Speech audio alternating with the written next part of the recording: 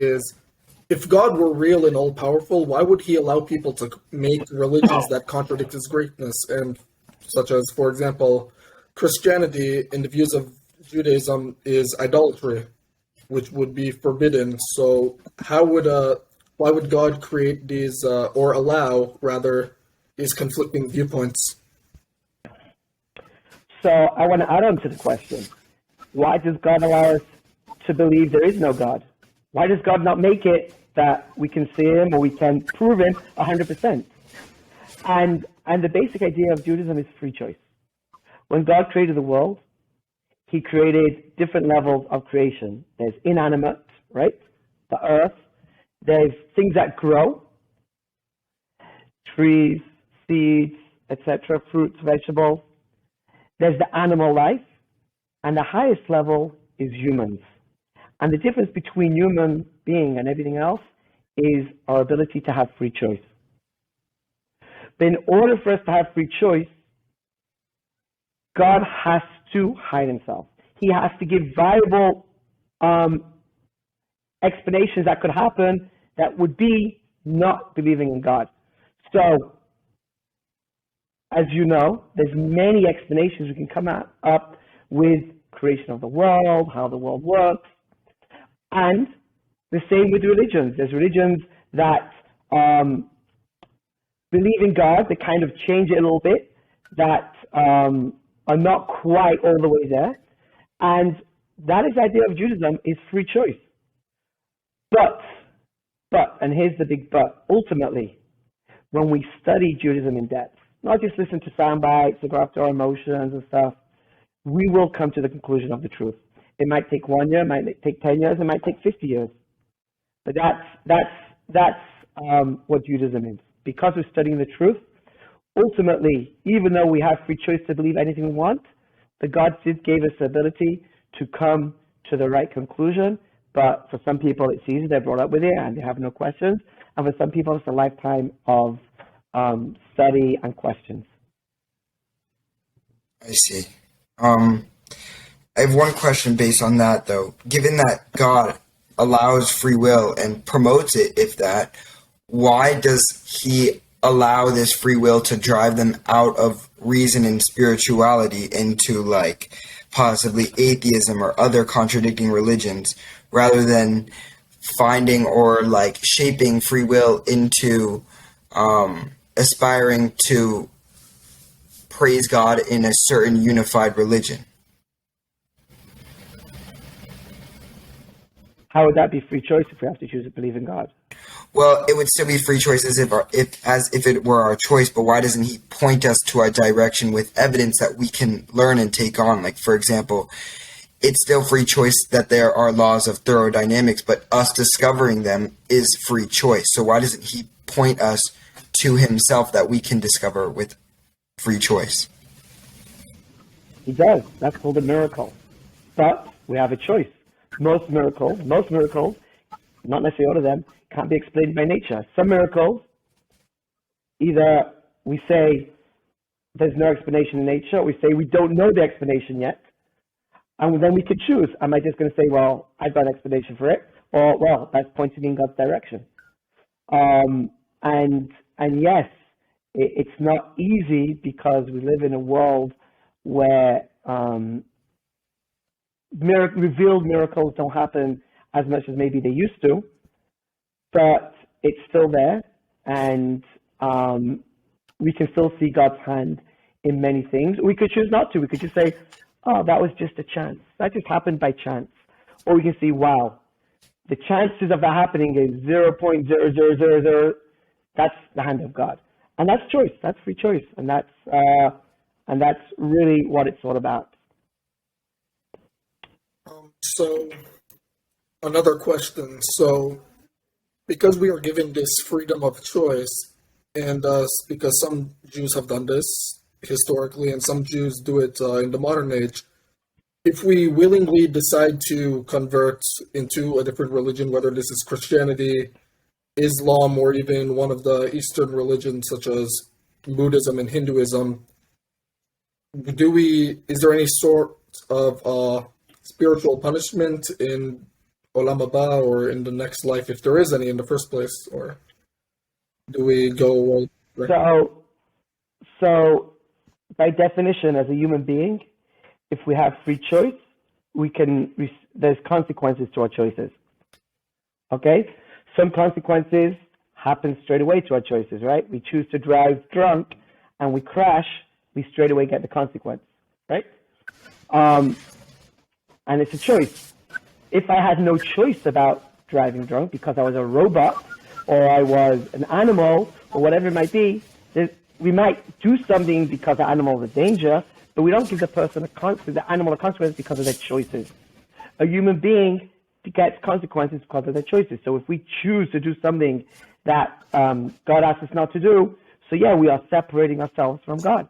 And ultimately, yeah, there is spiritual adverse effects that happen, but the only one who judges that is God, because God's the only one who knows what challenges we are in and what brought us to that decision, and therefore, as a fellow human, we don't judge other people. That's God's position to judge. Okay, and I have one question for like the modernists out there. Since the world is becoming increasingly secular and divided, why aren't these miracles that have been performed, throughout the ages, being performed now at a time of desperate need for faith? So it's a great question.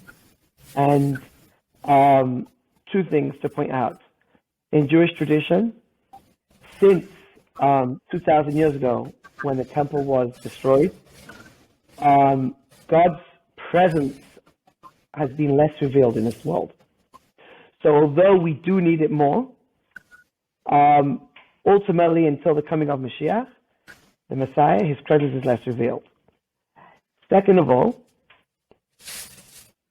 if I have a 100-watt light bulb, right, shines a bright light, and I put on sunglasses, now it looks like a 40-watt light bulb.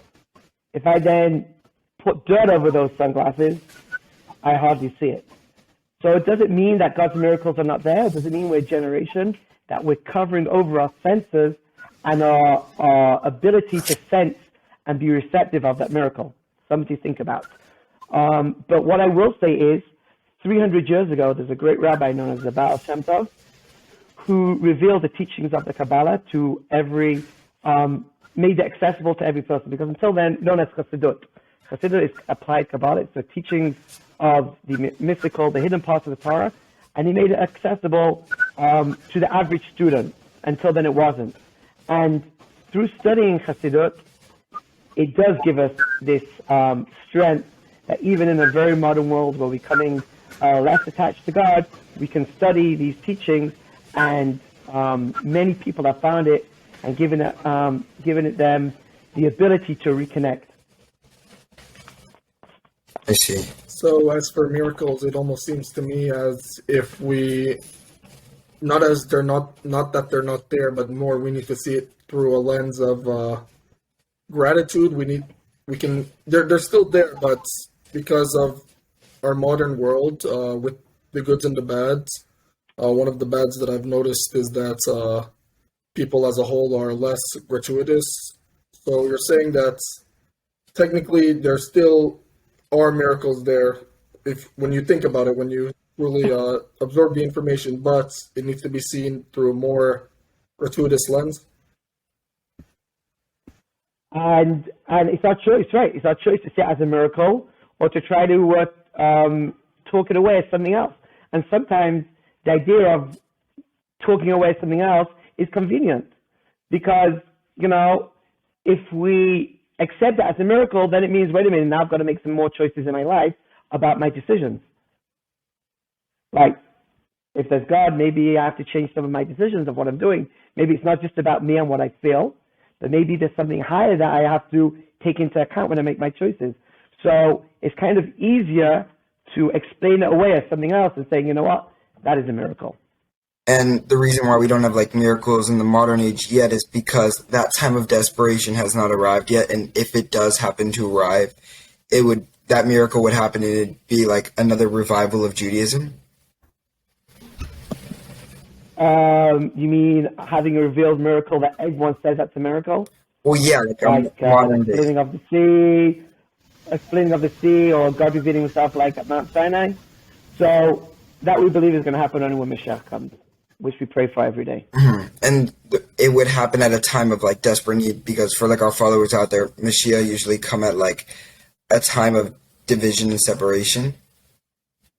Not necessarily. There's different opinions about that. This is a whole other topic in itself about Mashiach. But yeah, Mashiach can come when things are good, when we're living in a beautiful country where we have so much opulence and so many creature comforts that when something goes away for, when internet goes down for 10 minutes, we're flipping out, and we have to like maybe reevaluate how great life is, and Mashiach can still come at that time. I see.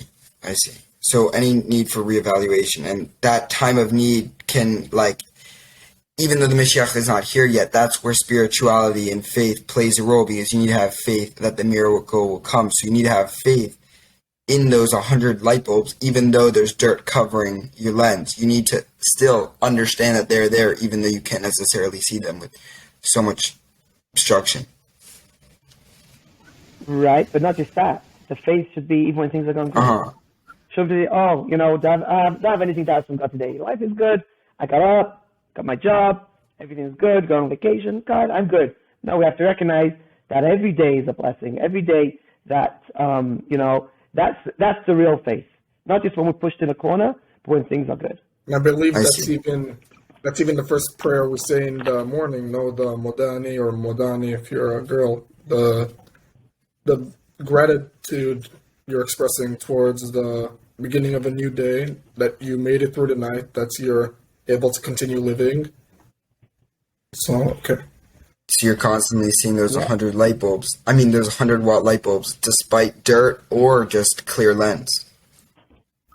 Yeah. And even if the dirt is on it, but you don't need the light bulbs because you feel everything is good, realize that they're there. The light bulbs is having an effect on us, even if we think we don't need it. I totally see. For our next question,